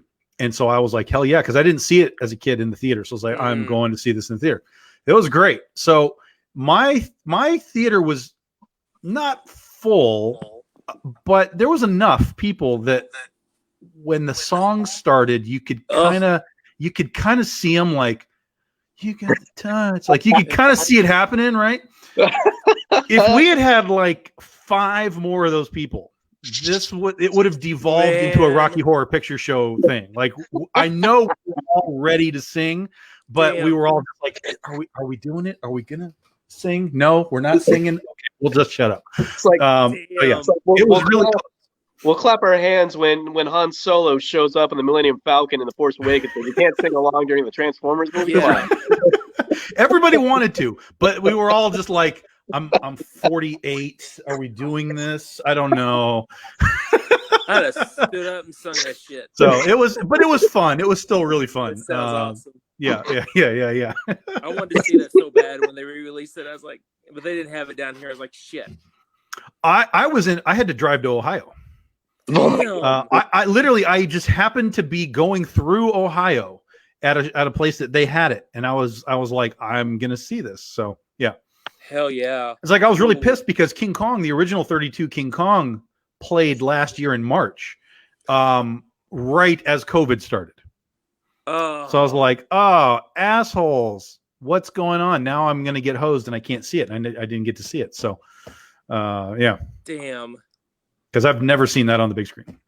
Mm-mm. Well, if it makes you feel any better, neither have I. Neither have I. That's the answer I would expect from you guys. Actually, I think the only because I didn't see the last Kong movie in theater. The last one I saw was Peter Jackson's King Kong. Yes, and boy, howdy, that was a long ass movie. Oh yeah, that's called that movie should have been called Lord of the King Kong because that's all he did. It was just like, let's do King Kong, but do it like Lord of the Rings. Like, holy shit, man. Yeah. Damn it. Yeah, like But it was good. I mean, I really enjoyed it overall, and it had probably the best finale of all the Kong movies. Agreed. Even the last just 30 minutes of that movie, there's almost no talking in like the last 30 minutes. And it's just really, really good. And then when Kong dies, spoiler alert, when he dies, it's like it's probably the most dramatic death for Kong that's been put on screen. So I liked it. Could he have shaved an hour off? Yeah. But you know, I thought it was good. It was worth it. Yeah. the scene with the giant bugs was pretty awesome. Yeah. Well, you know why he did that, right? No. Because in the original film, that was part of the original film. They fell down the chasm, and then they got down there, and there's all kinds of big giant fucking spiders and stuff. That footage has disappeared and has never ever been seen. Oh, damn. Ever. Yeah, so it's like this legendary lost King Kong scene. And so Peter Jackson was like, yeah, well, we're going to do it. We're going to do it. And we're going to do it my way. And we're going to make it really gross where the bugs are sucking their heads off of people. Dude, Yeah. You know, and to see the ability to have Jack Black play a non-comedic role, to play a serious role, like we're gonna relatively serious. Yeah. 1930s serious. Yeah. Your cameraman just said, "Oh well, you know, we'll give him credit." And they also had the monkey on there as a cameo from Dead Alive. The what now? Did the it? Monkey from yeah, he's in the case when they're on the boat and they're like going through the boat. Yeah. At the bow, and they got all the crates. Yep. One of them says the monkey on it from Dead Alive. I missed that. I never noticed that. That's a real throwback. Like, yeah, that's like a heart. Like that's a throwback. That's a throwback you couldn't put in Lord of the Rings, but that movie you could put in. But yeah. God, man, that's a guilty pleasure too. Dead Alive. It's good to see that Peter Jackson doesn't just own his like old work. Like, you know, like yeah. Like there's some directors that are like, I don't want to talk about that movie. I'm done with that movie. We're not going to talk about bad taste. Yeah, apparently, like 99% of the cast of Showgirls, like when they get asked about it, they're like, no, move on. Wouldn't it be cool Next if they had question. like a Showgirls con? And it would be incredible, dude. And it should have happened last year when they had the 25th anniversary. Yeah. Like something should have happened. Like somebody should have stepped up and told all these people, yo, we like what you did. Stop hiding from it. Let's talk about it and have some fun. And it should have happened. So here's the thing. Let's see. So when I'm 75 years old, it will be the 50th anniversary for Showgirls. I'm going to plan something for the 50th anniversary. I'm telling you right now, I'll be 75 years old and doing a Showgirls con 25 years from now. You're gonna kickstart the documentary Making Up Showgirls. That's right. 75 or 50 years later. 50 years of Showgirls. Yeah. You're gonna interview the last surviving cast member. Gina Gershon, probably. Oh man. Oh, good times. God, that movie. I don't even know if I used to own that movie, but I don't think I have it anymore. Because I had like a set. It had like shot glasses in it. Oh, they've done tons. That's the crazy part is they've done tons of versions of this thing. They even had a 20th anniversary release for it, like on Blu-ray or whatever. And then the 25th rolled around, and it was just like, let's not talk about it. Let's move on. Let's come on, people. It's the 4K or which was very strange. There was a documentary that actually came out that I keep forgetting about. That's what I got to see. It was called "You Don't Know Me." So there was actually a documentary about it. Oh damn! Yeah, so I got to find that. I forgot all about it until right now. You don't know me. You don't know me. You don't know me. Oh God, what am I reading? I don't know. Uh-oh. What did you Google? Showgirls. Oh, I was looking at a list of bad but good movies. Yep. Go ahead, give it to go us. for it, yeah. I know it doesn't make any sense because a lot of these movies I really like. So it doesn't. I don't think these are really bad but good movies. That's wait. me. Oh, okay. It's 30 movies that can never be made today. That's what it is. Oh, okay. All right. And it actually makes a lot more sense now that I'm reading now that I'm looking at this list. Like, yeah, none of the movies. I don't think you can. Maybe some of them, but wait, I don't know. Well, At the top of the list. At the top of the Yeah, list. what's It has that? to be Blazing Saddles. Yeah. Blazing Saddles is one of them. Teen Wolf is one of them for some reason, but maybe it's because that penis that shows at the end of the movie. Like, I don't know why that Maybe. movie would be on the list. That doesn't make any sense. Is Just one of the 16 Candles guys. on there? Just one of the guys. Yeah, there's a lot of gender issues now. Yeah. 16 Candles is on there. Yeah. Weird Science. 2 John Hughes films are on there. Weird Yeah. Science. Basically, all John Hughes films will probably be on there because they all have Yeah. really weird side things. Yeah. Well, Ferris Bueller doesn't really have Yeah, anything Ferris bad. No. Gremlins, What? I guess. Gremlins. I don't Well, maybe understand that. the scene where the chick's talking about her dad dying in the chimney, I guess, is a downer. Big. I mean, that I could see Big not being made today because a woman having sex with a child. Yeah. I guess. Oh, I Porky's. guess. Porky's is in there. Mr. Mom. Zapped. Really? Well, Zapped? oh yeah. Well, there's a lot of like, Yes, there's a lot of old teen movies where they're all like, "Hey, let me look up your underwear," kind of stuff. Yeah. 48 Hours. funny. Oh man, I love 48 Hours. Nick Oh. Nolte and Eddie Murphy. Oh my god. Oh, I love it when he's like when Eddie Murphy's like, "What's your favorite movie?" "Fuck you. That's my favorite." That's my favorite. Please tell me Back to the Future's on there. It has to be. Revenge of the Nerds is on there. Really? Well, no, Really? it's the Back to the Future is fine because there's nothing really in it. These movies theoretically are because they have some kind of weird. Revenge of the Nerds. People are all Yeah. about the scene at the end, that kind of stuff. Yeah. the Animal Vader House. scene. Animal House. He had sex with a 13-year-old in that movie. Yeah. Yeah, Ugh. that was God. Yeah, like rewatching that now, it's like every time like I see like I'm only 13 years old, and then like at the end where he's like, "Hi, I'm so and so. I'm gonna marry your daughter," and then he's like chasing him at the end. It's like that would have ended differently. He'd be in a cop car, and Yeah. I was just one of the guys. I mean, she flashes her tits in that movie, but she's a high school student, so I guess they shouldn't be showing high school boobs. Yeah. Age stuff, but also gender stuff now Yeah, because it's all the the gender. gender roles are a thing.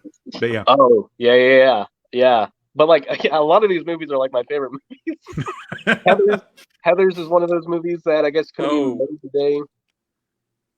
Why? I I don't know love my why. Gay Dead Son. I don't know. I love my Gay Dead Son. I can't think of any bad scene in that movie. Well, I mean, The he does. Midnight Sun? Is that what Well, you said? I guess in the post-Columbine days where he tries to blow up the school Yeah. Yeah. Okay. Yeah. and he blows up himself. Yeah, I can see that.